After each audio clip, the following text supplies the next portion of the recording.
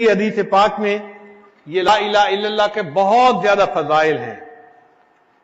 نبی علیہ السلام نے ارشاد فرمایا الایمان بضع و ستون شعبہ اعلیھا شہادت اللہ الہ الا اللہ وادناھا اماطۃ الاذی عن الطریق والحیاء شعبۃ من الایمان، یعنی ایمان کے 73 شعبے ہیں اور ان میں سب سے جو اعلیٰ ہے وہ لا الہ الا اللہ ہے۔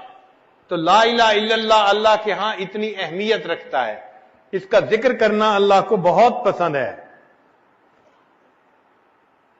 جابر رضی اللہ عنہ فرماتے ہیں کہ نبی صلی اللہ علیہ وسلم نے فرمایا افضل الدعاء لا الہ الا اللہ، یعنی افضل دعا لا الہ الا اللہ ہے۔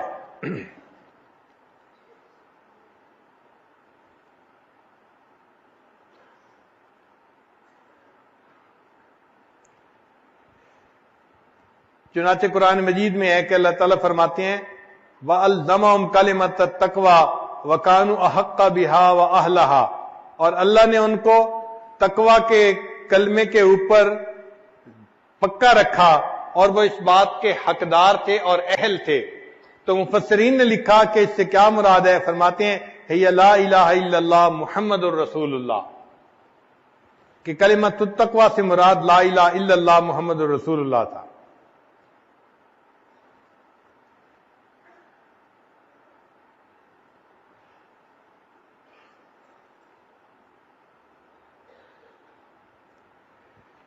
حضرت علی اللہ عنہ فرماتے ہیں کہ میں نے ابن عمر اللہ عنہ سے سنا، وہ کہتے تھے کہ میں نے نبی علیہ السلام سے سنا اور لوگوں نے بھی سنا یقولون لا الہ الا اللہ واللہ اکبر، یعنی تکبیر پڑھ رہے تھے نبی علیہ السلام حج کے موقع پر بین مکہ و منا، منا اور مکہ کے درمیان نبی علیہ السلام تشریف لے جا رہے تھے اور یہ تکبیر پڑھ رہے تھے۔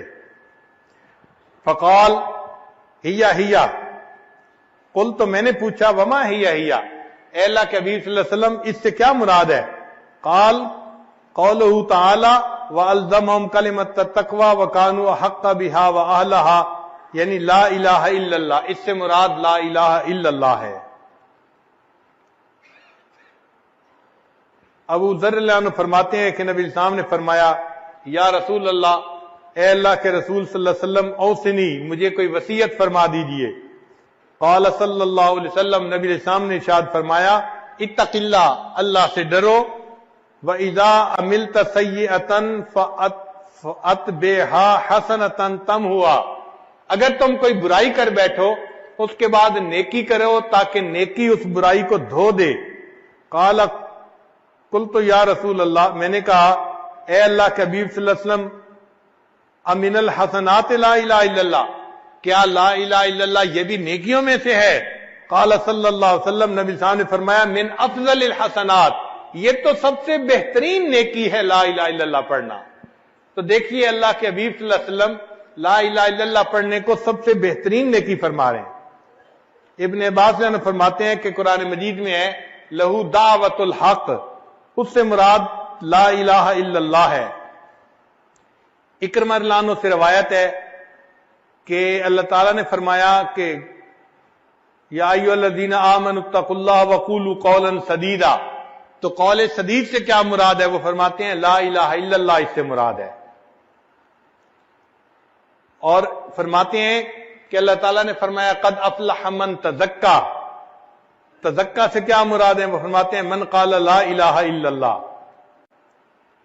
اور ایک اور جگہ قرآن مجید کی آیت ہے وَوَيْلٌ لِّلْمُشْرِكِينَ الَّذِينَ لَا يُؤْتُونَ الزَّكَاةَ، وہ مشرک جو زکوٰۃ نہیں دیتے، تو فرماتے ہیں کہ زکوٰۃ سے کیا مراد؟ فرمایا الَّذِينَ لَا يَقُولُونَ لَا إِلَٰهَ إِلَّا اللَّهُ، لا الہ الا اللہ اس سے مراد ہے۔ اور موسیٰ علیہ السلام نے جب فرعون سے کہا تھا کہ هَلْ لَكَ أَن تَزَكَّىٰ إِلَىٰ ان تقول لا الہ الا اللہ، ان سے مراد ان کی یہ تھی کہ تو لا الہ الا اللہ پڑھ لے۔ اور قرآن مجید کی آیت ہے ان الذین قالوا ربنا اللہ ثم استقاموا، کہ وہ لوگ جنہوں نے کہا ہمارا رب اللہ ہے پھر اس پر پکے ہو گئے۔ تو اس سے مفسرین نے فرمایا کہ اس سے مراد ہے کہ اللہ شہادت لا الہ الا اللہ، جو لا الہ الا اللہ کی شہادت پر پکے ہو گئے۔ قرآن مجید میں اللہ تعالیٰ ارشاد فرماتے ہیں الا من اذن له الرحمن وقال صوابا، یہاں صوابا سے کیا مراد ہے؟ فرمایا لا الہ الا اللہ، اس سے مراد ہے۔ چنانچہ لوط علیہ السلام نے اپنی قوم سے کہا تھا الیس منکم رجل رشید، تو فرمایا تھا الیس منکم رجل یقول لا الہ الا اللہ، تم میں سے کوئی لا الہ الا اللہ کہنے والا نہیں ہے، اس سے مراد تھا رجل الرشید۔ قرآن مجید کی آیت ہے کہ جہنمی جہنم میں کہیں گے رب ارجعون، اے اللہ ہمیں واپس لوٹا دیجئے، لعلی اعمل صالحا فیما ترکت کلا، تو اعمل صالحہ سے کیا مراد ہے؟ تو مفسرین نے لکھا کہ اقول لا الہ الا اللہ، تاکہ میں لا الہ الا اللہ کہہ سکوں۔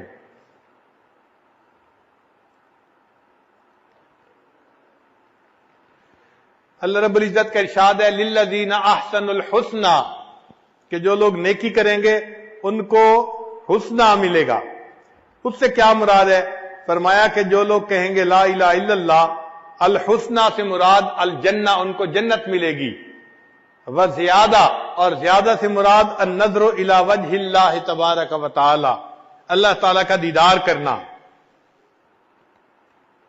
مجاہد رحمت اللہ علیہ فرماتے ہیں کہ اللہ تعالیٰ کا فرمان ہے وَأَسْبَغَ عَلَيْكُمْ نِعَمَهُ ظَاهِرَةً وَبَاطِنًا، اس سے کیا مراد ہے؟ وہ فرماتے ہیں اس سے مراد ہے لا الہ الا اللہ۔ ایک بندے نے وہب میں منبہ رحمت اللہ علیہ سے کہا کہ الیس مفتاح الجنت لا الہ الا اللہ، کیا لا الہ الا اللہ جنت کی کنجی نہیں ہے؟ نبی علیہ السلام نے فرمایا ہے۔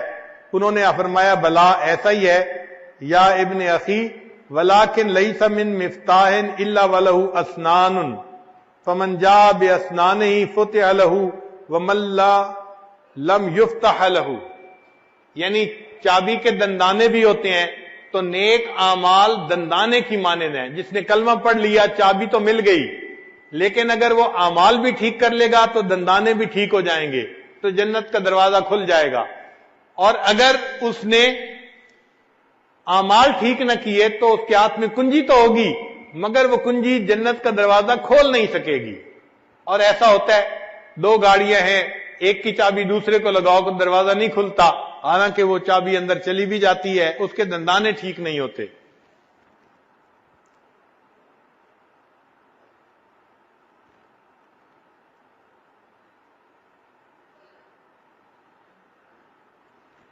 حسن رضی اللہ عنہ فرماتے ہیں قال رسول اللہ صلی اللہ علیہ وسلم، نبی علیہ السلام نے ارشاد فرمایا من قال لا الہ الا اللہ تاشت ما فی صحیفتہ من السیئات حتی یعود الی مثلہا، کہ جس بندے نے لا الہ الا اللہ پڑھا، اس لا الہ الا اللہ پڑھنے پر اس کے نام اعمال میں جتنے گناہ ہوتے ہیں اللہ سب گناہوں کو مٹا دیتے ہیں۔